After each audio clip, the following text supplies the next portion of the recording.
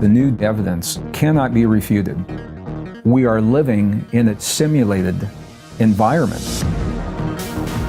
Every ancient and indigenous tradition, they all say that we are here learning something because we're going to go somewhere else.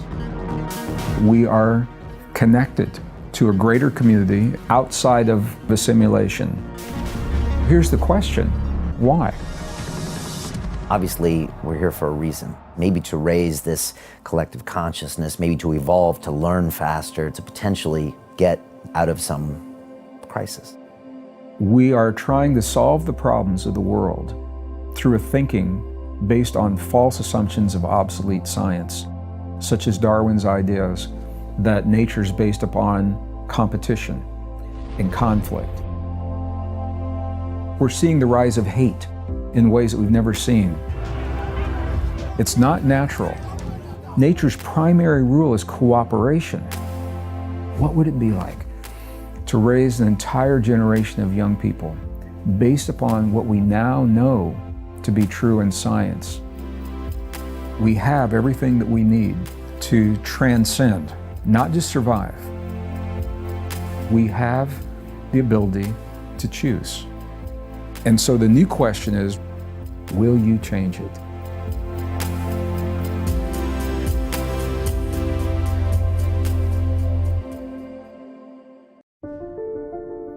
They say that the human race is doomed, that we have lost touch with our true nature, that the media has corrupted us, and that the planet has no future. I disagree. I believe that humanity is full of hope, and that our salvation lies within each one of us. My name is Brian Rose, and my job is to listen, the oldest method of learning known to man. Each week I seek out individuals that are changing the world, people who are living and thinking in a different way. Their stories will challenge your beliefs, make you question your choices, and perhaps inspire you to change. I never planned on doing any of this, but now I can't stop. Join me on this mission and make humanity something we can all be proud of.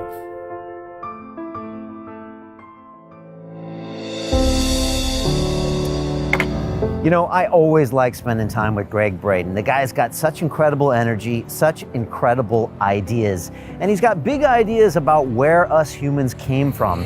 He rejects this theory of evolution that Darwin came from, and he rejects this idea of competition over cooperation. And once you start looking at some of his evidence, you really start to question what science tells us today. And on top of that, me and Greg went deep down the rabbit hole when it comes to this idea that we might be living in a simulation. What does that mean? How could that be possible? And does it explain the reason us humans are here? And I know you're going to enjoy this conversation with Greg. People always love his ideas, his vibe, his energy, and he's got the science to back it up. He used to work in the defense industry and was a geologist, and he really is a rare individual, and I love him a lot. And inside London Real Academy, we're doing rare things every single day. I'm teaching people how to take ideas and turn them into businesses. I'm putting people on stage for TED Talks. I'm getting people to start their own podcast just like London Real. Here's more about what we do inside. London Real doesn't stop when the conversation ends. You see, that's when we get started. Because everything begins with a thought, and then comes the action. The London Real Academy is our global transformation platform. Here we bring together thousands of students from over 75 countries. Whether you want to build a profitable business from your passion, or learn to speak to inspire, or broadcast yourself with your very own podcast, or accelerate your life to become a high-performance person, we have the online accountability course and personal mentoring program that will make your dream a reality. Join us, and we'll take your life to the next level, together. Our next accelerator course is starting soon.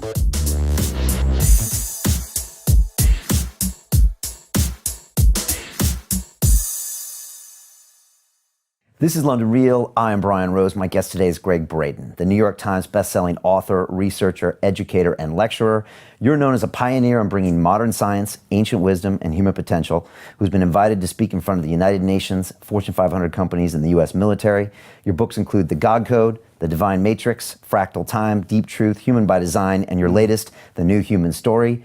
Gregg, welcome back to London Real. Brian, I'm thrilled to be here, and it seems like only yesterday that we were here doing this, and I'm looking forward to going a little deeper and elaborating on some of the topics. We covered a lot of ground the last time we were together, and we had a lot of good feedback, and it seemed from that feedback that people wanted to go a little deeper into some of the material. So thank you for having me back. No, it was great. People really love your energy and a lot of your ideas, so I want to go deep on that stuff. Sure. You know, welcome back. You've been back to London now a second time fairly quickly. Yeah. I love this city. I love this city. You do. Tell me more about that. Why? What's the vibe you get here?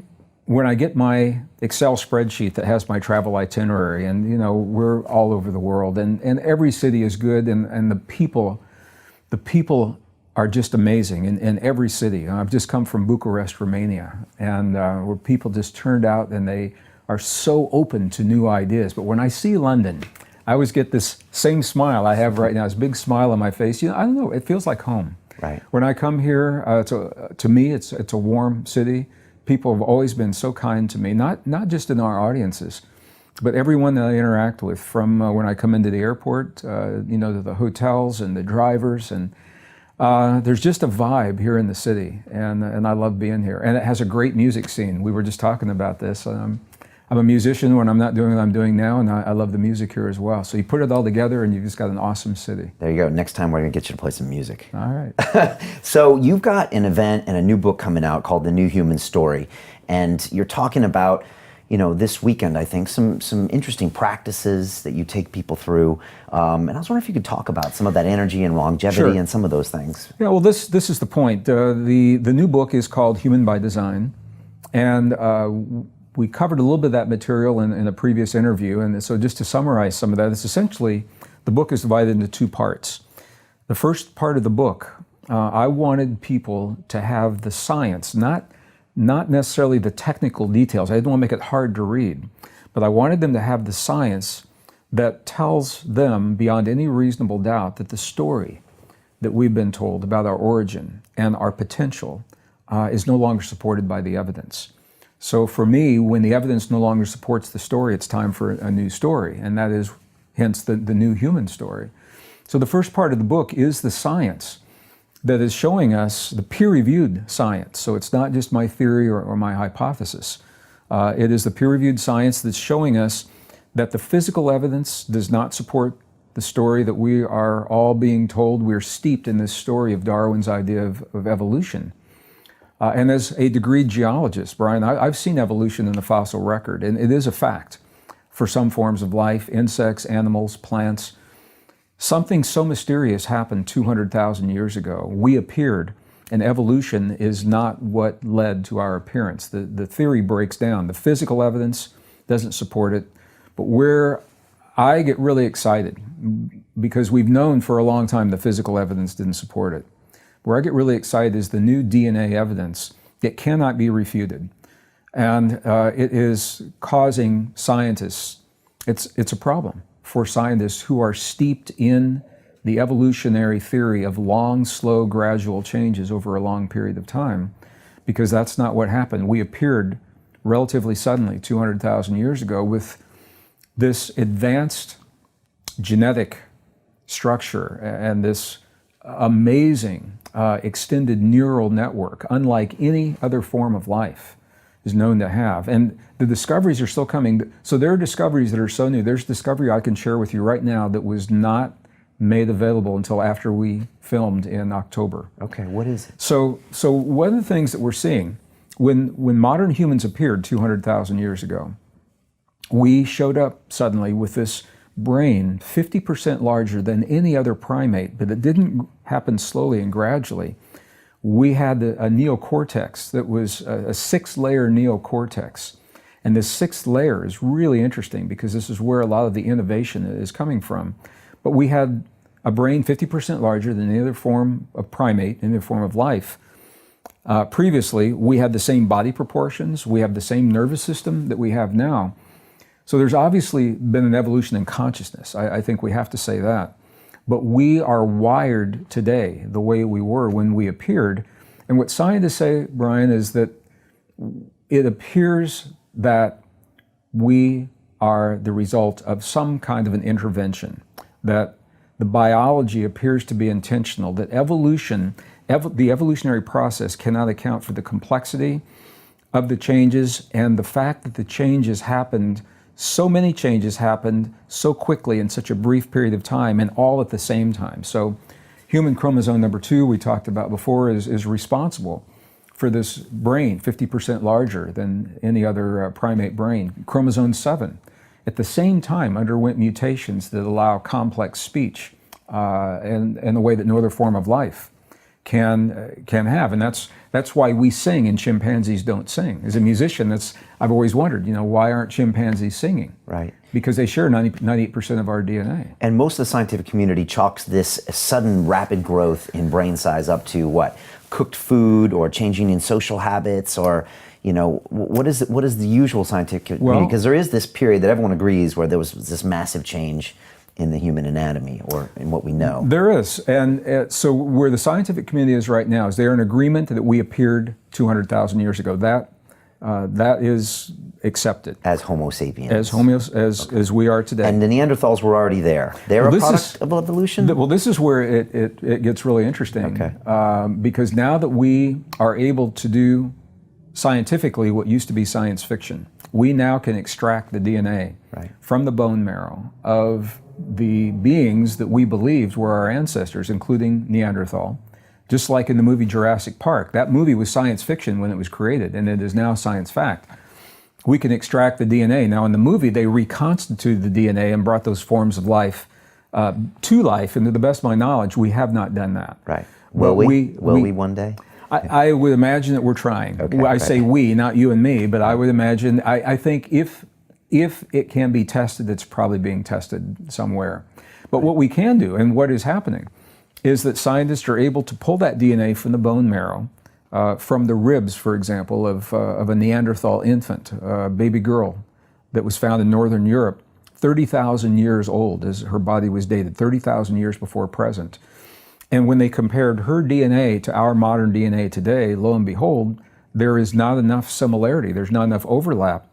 And this was published in the journal Nature. Now, they made the discovery in 1987, but they didn't publish it until the year 2000. Okay. And it's in the very prestigious journal Nature, page 490 on, I believe it's volume 404. Right, but this doesn't surprise you because you have friends in science, and when you confront them with this obvious evidence, they just say, I can't compute it. Sometimes their conscious brain says it must be wrong because it flies in the face of everything they are and everything that they stand for. Well, this is where scientists are really up against a brick wall here, because the evidence is no longer supporting the old story. So now we know that Neanderthal is not our ancestor. We shared the Earth with them. Right, which is why I have Neanderthal DNA in me, and I'm guessing you do too. Yes, and many of us do, not most, but many of us do. If you do something like Ancestry.com or 23andMe or something like that, we will see Neanderthal DNA because we interbred with them. They say we probably had Neanderthal boyfriends and girlfriends at that time.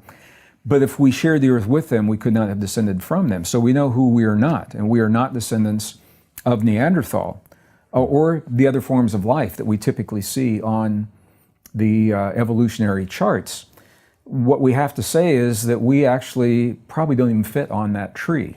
We're probably our own tree, a very small tree like a bush, because there's no evolutionary path leading to our appearance 200,000 years ago, and that's a problem for science. Right. This is back to the kind of the story in the Bible then, that we don't know, separately. but this is the first half of the book, is I wanted to share the peer-reviewed science that simply is not trickling down into the mainstream. So you're not seeing it in the mainstream classrooms, textbooks, mainstream cable television documentaries are not even showing this stuff. Okay, but if it's true, it's only a matter of time until it gets out. It should be. The second half of the book, then I wanted to go beyond the evidence that shows what we are not. We are not the product of evolution. I wanted to show what is the potential that we were imbued with when we appeared 200,000 years ago. And what the scientific community, those that are honest about the evidence, what they're saying is that the genetic changes are so complex, they appeared so quickly, they appear to be intentional.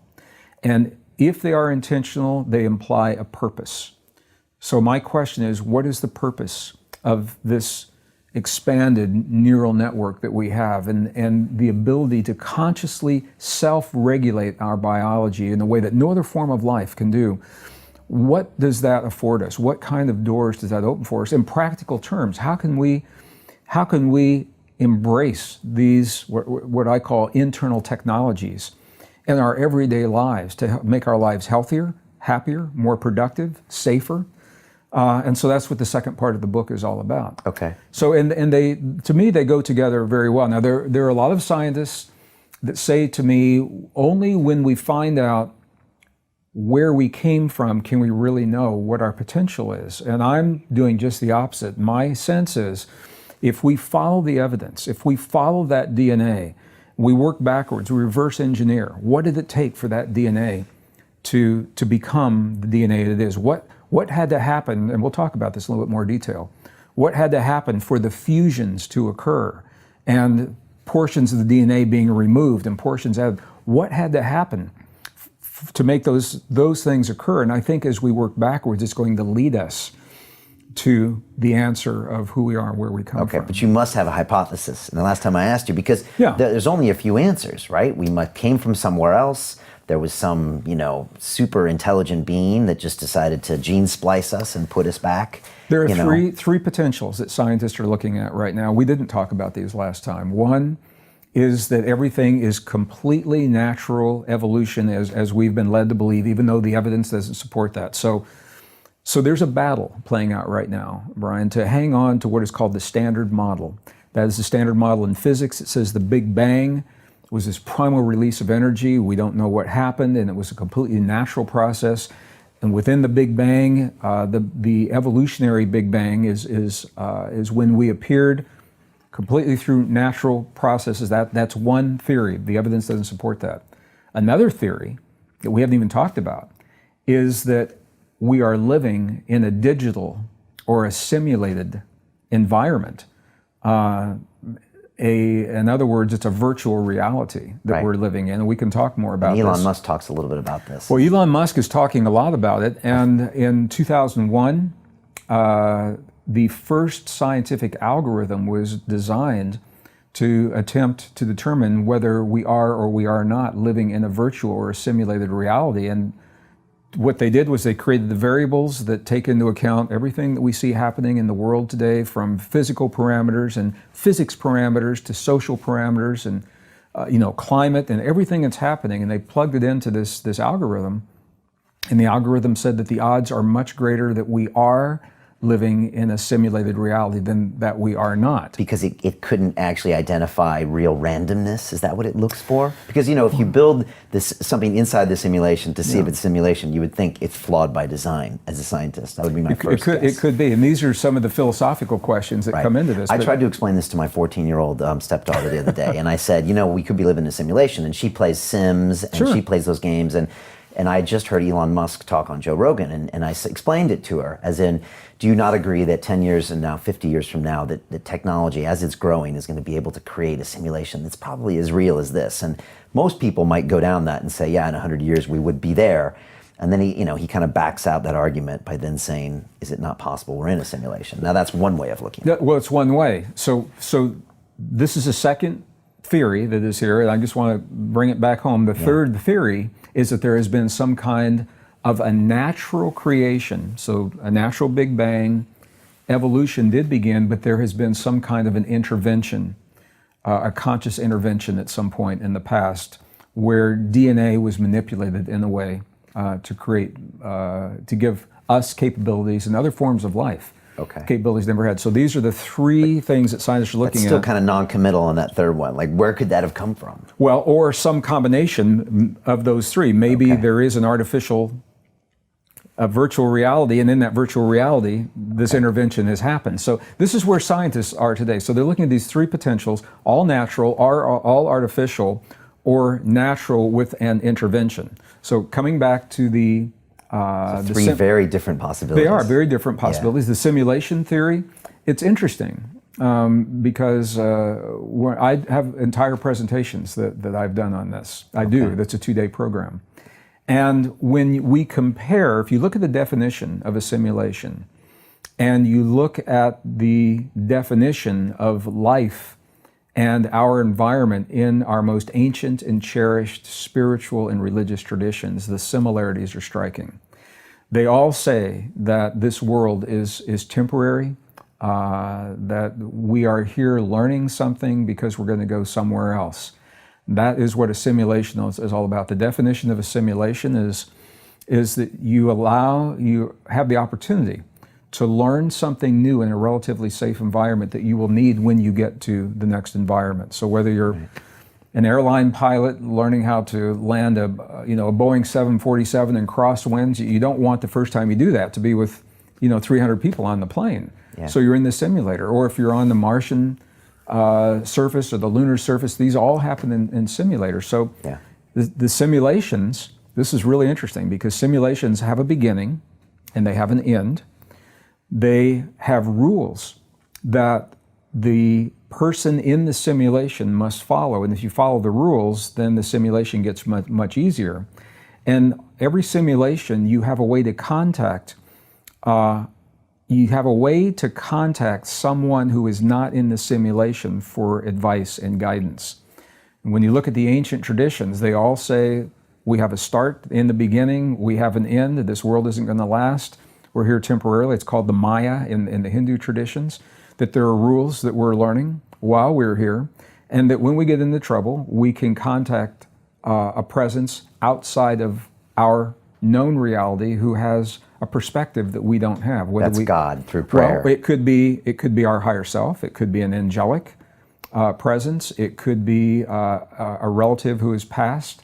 It could be, if you believe in channeling, a lot of people, when they're channeling, you're channeling a presence from another world. It could be God. Sure. So when you look at the parallels, they're very, very striking. You're starting to convince me a little bit here. Well, but the simulation, so here's the question. If we are in a simulation, why? What would be the purpose? And one of the answers to that is who benefits? Who benefits from a simulation? And the answer is the people that are in the simulation. So we are the ones benefiting. We have to assume that we're learning something here that we are going to need when we get to wherever we're going. Right. And wherever that is, if you believe that this world is the Maya or is temporary. And so when we look at that, what are the themes, the general themes of everything that we're learning in our spiritual traditions, in the religious principles? Where's medical science leading us? And it all comes back to our ability to self-regulate our biology, the power of love, the power of the human heart to influence the body, the power of the human heart to influence the world beyond the body. So regardless, I think the simulation theory, we're now in the 21st century, and we're looking for a new vocabulary and a new language that has now caught up with the technology and where we are to help us make sense of our existence. And whether you believe that or not, whether you're talking about the old ideas or the new ideas, they all bring us to the same place. What are we learning? And what are the themes? And the themes that we see playing out in the world of love and hate, war and peace, our ability to transcend the great challenges of our lives, and the fact that we're not victims. We are given the ability to self-regulate our biology consciously. In a way, Brian, and no other form of life can consciously sit down in the moment in time and say, in this moment, I choose to awaken the longevity enzymes in my cells. I choose to enhance my immune response. I choose to access deep states of intuition. I choose to become more resilient to the change in my life. Other forms of life may do it instinctually. When the environment triggers it, we're the only form of life that can consciously say, in this moment, I choose to self-regulate, to do this because I choose, not because my external environment is driving me to do this. And this is a very, very powerful form of mastery. And that mastery is what we find in our most ancient and cherished spiritual traditions. When I study with the yogis, with the monks and the nuns and the abbots and the mystics and the shamans, and the curanderos and the healers, all over the world, and as different as they are from one another. They access the same states.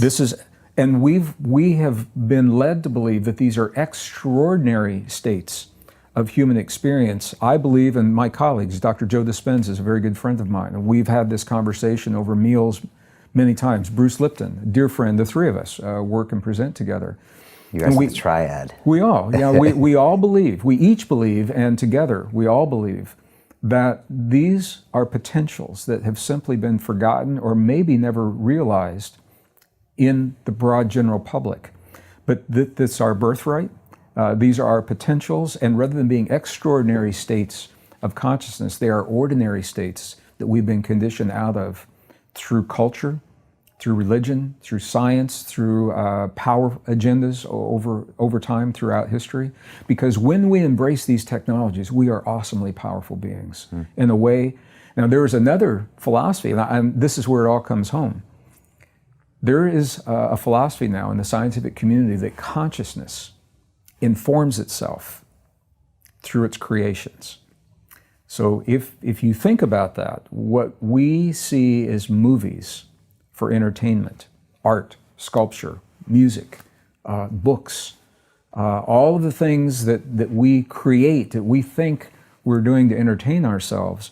From this perspective, consciousness is asking us in the field to create these things to remind us of our deepest potentials. And if you think about that, you look at the blockbuster movies that surprised even the movie makers, that have had the greatest impact, and as different as they are from one another, there are common themes. So for example, The Matrix obviously comes to mind. Yeah.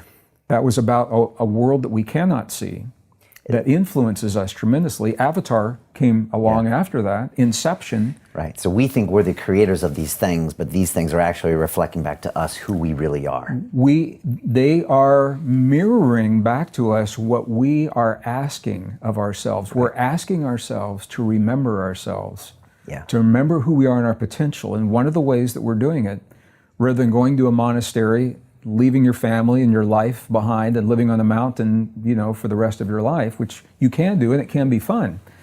We're asking consciousness through our expressions of creation, not just for fun or entertainment, but to tell us what it is that we have forgotten about ourselves. And so, where did the ideas... Who sits down to write The Matrix? Where does that idea even come from? No, I've had this conscious thought, because if I look over the last 7 years of what we've done at London Real, we've put out all of these great ideas, and we just released a movie called Iron Mind. And when I look at it, and I look at everything we've created, Greg, I actually see who I really am. And yet when I'm in my normal state of madness at London Real, oftentimes I don't know who I am. But when I look at what I've created and the things that other people have created that resonate with me, and it could be a piece of music that makes no sense why it would resonate with me, but it reminds me of what I am, it's fascinatingly true. It's the prime directive of London Real. I know it is. Right? It's the overriding you've got all kinds of things that are happening. If you look at them close up, they may not make a lot of sense, but when you step back and you look at the big picture within context, they're all supporting that prime directive of London Real to inform the public, to share a story. Yeah. And one of my great guests on here named Dorian Yates, and again, a lot of my most favorite guests and top guests, which you're becoming one of them as well, they all tell me very similar universal themes at the end. People from all aspects of life. This man's a 6-time Mr. Olympia, ex-bodybuilder, and at the end he comes to it and says, Brian, he says, I think we're all one. I think a lot of these big themes and overarching themes, and one time I said to him, Dorian, do you think, we're doing this, and I talk about my ayahuasca experiences, and I have people like you on, and Dispenza and Greg, and do you think maybe that this is London Real is a vehicle being used by some other higher consciousness? And he said, of course it is, Brian. What do you think we're doing here? I believe it is, and it's rare, and this is why I'm so excited to come back. It is rare to find a vehicle, a conduit, where we can share ideas as freely and as openly, unscripted, because you and I, we don't script this when we have this conversation. Other programs, they do a nice job, but it's all very buttoned up, and when you stray off topic, that stuff ends up on the cutting room floor, as the cliche goes. Yeah. And it's also, there are networks. I've had experience with network television where they've asked me to come in and they say, we want something new and different. So I've gone to the corporate headquarters and I've said, okay, this is what the work is all about. And they said, we want something new and different, but this is too new and different because we want something that's going to stay in the mold of what we already know is successful. Okay. So they're afraid to try these new and different things, and we're covering a lot of ground here. But yeah, this is where, and I think all of this is important, and it's more than a philosophical conversation, Brian, because some people, they say, what difference does it make? Where we come from, what difference does it make? How we function in the world, and I understand the sentiment, but it makes a lot of difference because now we're going to get real, London real. We're living in a world that's changing in ways that we've never seen, that we're not conditioned to accept. And the world is changing faster than we have been conditioned to accept in a single generation. And we are trying to solve the problems of the world through a thinking based on false assumptions of obsolete science, such as Darwin's ideas that nature is based upon competition and conflict. So for 150 years, because that was believed to be the theme of nature, it made sense to try to incorporate that theme in our personal lives, in relationships, consciously and subconsciously. I'm not saying everyone does this consciously, but between nations, in communities, and in society, conflict has been a prime directive. And when something doesn't work, you use conflict. And we now know it's not working. It's breaking down because it's not sustainable. And it's not sustainable because it's based on a false assumption. We now know, the best science of the modern world tells us that nature's primary rule is cooperation. When we see so much competition, that tells us how far we've strayed. We talked about this in the last interview. Yeah. So we're not denying, I'm not denying that competition is happening in conflict. It tells us how far we've missed the mark from the harmony of working with nature, and that's one example. So we're seeing the rise of hate in ways that we've never seen, at least not for a very long time. We're seeing the rise of hate based upon religion, color of our skin, sexual orientation, hate crimes, and polarization, men against women, Christian against Muslim. And it's not just in the Western countries. You're seeing this all over the world. And it stems, as different as these things are from one another, they're only possible, Brian, because of the way we've been taught to think. It's not natural for humans. Young babies, studies have been done, babies do not hate. They don't even distinguish color between their race and other races. White babies, black babies, brown babies, Asian, Native American, they don't know the difference until their parents tell them that difference is there. So these are learned characteristics based upon these false assumptions. And we've seen this before. The eugenics movement, late 1800s, early 1900s, was based on the false assumptions and Darwin's ideas of science. They referred to Darwin's ideas directly. And many of those ideas now are being revisited. It's a very dangerous way of thinking. So what we're talking about right now, it's more than a philosophical conversation. This goes right to the core of our survival of our society, to the survival of our communities, our young children.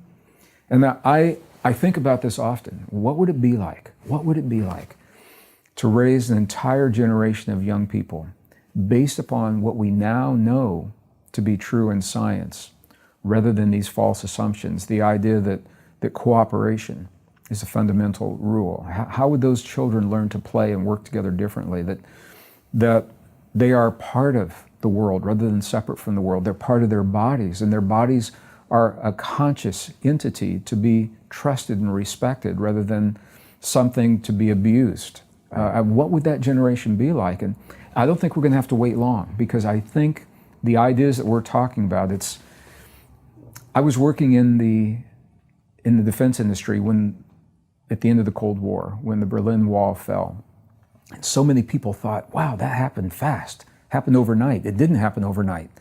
Under the surface, in consciousness, the changes were happening, but they weren't visible unless you knew where to look. And all of a sudden, it was like logarithmic. It wasn't linear, it was logarithmic. All of a sudden, the changes percolated up and that wall came down. The same thing is happening now. The changes that you and I are talking about, the changes in the way that people think and the acceptance, holistic ways of living, healing the body, nourishing the body. And I think we're going to see this sea change happen, and people are going to say, wow, that happened so fast, but we've been laying the foundation for 30 years. Yeah, people are hungry for these ideas, and I see it because I see our content that we put out that pretty much can be viewed at will by most people in the world, barring China. And, you know, it's the ideas of you and Bruce Lipton and Dispenza that are really getting a lot of resonance. And I think people are looking past this blatant scientific explanation for everything that they've been taught. And I think actually technology's helped that out to a certain extent, because everything is now Googleable and somewhat explainable. And I think something deep inside of us as humans say, there's much more going on here than that. Well, I think that's what's happening. I believe that as well, Brian. I think you're right on. But it goes even deeper than that, because in addition to all the things we're talking about, there is another driver that is at work here. There's another factor. And we are at this pivotal crossroad where we are developing and evolving our technology so quickly, we have to make a choice as a society. How much of our power will we give away to the machines? How much of it sounds like a science fiction movie? Where do those movies come from? This is consciousness in those movies asking us to explore how much of ourselves do we want to give away. And here's a perfect example, Elon Musk. Elon Musk has developed a new company called Neuralink. And his philosophy is, and I'm not slighting him for this, because this is the way society learns, this is the way science learns, by pushing the boundaries. And Elon Musk is a brilliant man, he's pushing those boundaries. And I think he'll push them until he has pushed back from society. Neuralink is the first chip implanted into the human brain that directly links the human brain with the hard drive of a physical computer without a wire, without a cable. So it's like Bluetooth technology. It's beyond Bluetooth, but you can think of it that way. Right. So what he's saying is, if you can't beat the machines, join them. He said, let's interface, let's become one with these machines. Right. So what do you think about that? So they have the chips that can be implanted into the brain, and I mean, think about what's happening. These are silicon chips that have contact points that are interfacing with human neurons. My personal feeling is it's a mistake. My personal feeling. I believe it's a dangerous path, and I also believe it's an unnecessary path, because in the book, Human by Design, and in the programs that we offer, we have the biology that allows us to do already, we have this, what those chips are allowing us to do if we awaken that biology. We have, the chips allow, the Matrix is the perfect example of this. In the movie The Matrix, I don't want to spoil it. I don't want to spoil it for anyone that hasn't seen it, but in the movie The Matrix, the first one, the people who were awakening into the new reality, when they needed to learn something quickly, they had a port at the base of their skull, and they would physically plug a cable into a computer, a hard drive, and they could download and learn programs very quickly. So Keanu Reeves is learning Kung Fu. There's a very famous line, I love this line. He plugs in, he closes his eyes, and then he looks and he says, I know Kung Fu. Yeah. Okay, and what he did with that machine, we have the ability to do right now through what are called mirror neurons. Interestingly, mirror neurons are a specialized class of neurons in the human brain that don't know the difference between watching an experience and having the experience. So when we already know this, for example, this is why you can lie on your couch on a Sunday afternoon watching a soccer game or a golf tournament or whatever. You're lying down, but you're watching this and your heart's racing, your muscles are tense, you might be perspiring, you might be, breathing heavy, but you're just lying there. I mean, if you think about that, it makes no sense.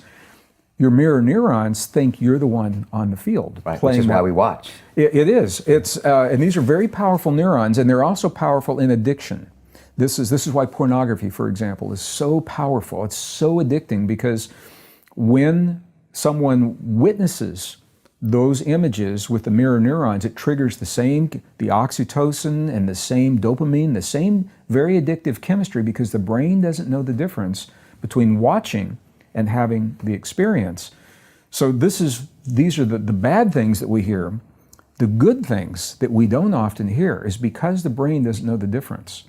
When we learn to access these mirror neurons in a very specific way, we have super learning, Brian. We can learn, so I do this personally. I mean, we can learn very, very quickly. We can learn music. You can learn to perform the way another musician is performing. You can learn a foreign language very quickly. You can retain, not only retain, but recall information. Very super learning, super memory, super retention, super recall from the mirror neurons. And here's the kicker. Those mirror neurons in the human brain are in the 6th layer of the neurocortex that is made possible through a mysterious DNA fusion that happened 200,000 years ago. When we showed up, who or whatever is responsible for our existence, whatever's the source of the intervention that appears to have happened, made those neurons possible. And it gives us the ability, if we choose to access this potential, to learn and experience very, very quickly. We don't need to be physically connected to a computer.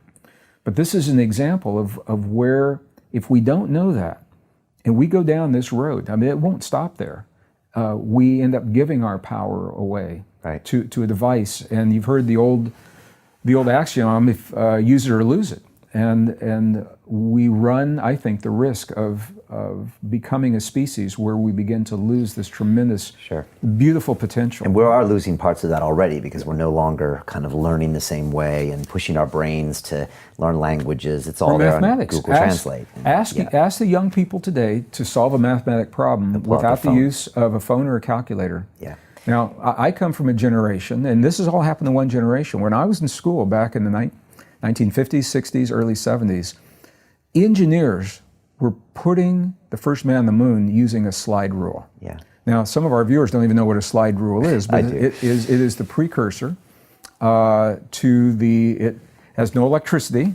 It is a gadget that looked like a ruler that had a slide that you could use to move and correlate certain numbers. And this is the way engineering happened in World War II, the atomic bomb. This is how we solved our problems. Yeah.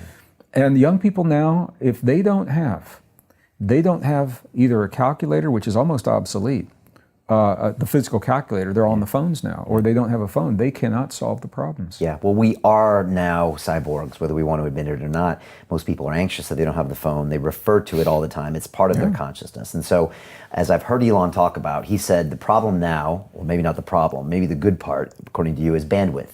Because we have our thumbs to get the information from our brain into this network, this internet platform. And so Elon is proposing that we jack up that bandwidth and get all of the download and interaction between us and this supercomputing, super interconnected network around the world, and then take ourselves to that next level. And so I think Elon is a proponent, or he's just saying it's going to happen, so let's make it happen. Yeah, he's just saying, let's go with the flow. This is where it's going. Right, and I see what you're saying, because if we do that, there's not many ways of going back. We already are doing that to a certain extent, aren't we? Well, we are, and I have to be, for transparency, I'll just say that I probably am what you would call a purist.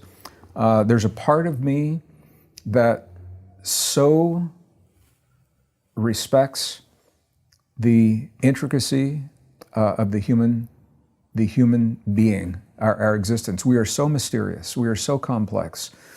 And every time scientists think they've got it nailed, it's all buttoned up, and they think they understand everything there is to understand, they understand that they don't know what's really happening. Human brain states is a perfect example. We can talk about that in just a moment. So I think until we fully understand who we are and our potential, it's a mistake. Right. Because we're closing off that door, we might not ever go back there. We're giving it away. It's a mistake to lose that. 50 years from now, there'll be the science fiction movie of the people that stayed away from the tech and the people that went into the tech. I think it is happening right now. That's exactly what you're seeing. And if some people go to extremes, I think the machines can be useful as tools. My caution is not to embrace them as a crutch, where we have to have them. Right. If a machine can tell me when I'm creating the conditions in my body to access this potential, then that machine is very useful. Once I understand that, I can toss the machine away. I don't need the gadget, because now I know who I am. If if I feel like I need the machine to take me to this place every time. So I have a bad day or I'm a little stressed, and I say, oh, I got to hook up to my machine, my PC, and run this app to tell me when I'm in the right brain state or whatever, the right heart state or whatever it is. And I think that's where we run the risk. And we have to be conscious. We have to be conscious and cautious as we do this. And I'm tripping on it a little bit because I wanted to go back. I'm not slighting Elon Musk. He is of a different generation than we are. He's an entrepreneur. He's done amazing things. He sees potential, and he says, let's explore this potential. And so he probably is accelerating the evolution, wherever that evolution is going to go. We have to make a choice now, where we didn't have to make it 5 years ago. Now we have to choose, are we going to follow this path? Now I have to tell you, Brian, audiences all over the world, when I share this story, and I've got a presentation that goes with it, and before I even share my opinion, I can see people in the audience, and when they see the picture of the chip, I say, here's the chip, here's what it does, and people are out there, they're shaking their heads. And then when I say, in my opinion, this is a dangerous thing to do, it's a slippery slope, I think we may not want to go here, people stand up and they applaud. Yeah. People, at least in the ilk that we're communicating with, believe that there is we're pushing a boundary, and it's a boundary they don't want to cross. Yeah.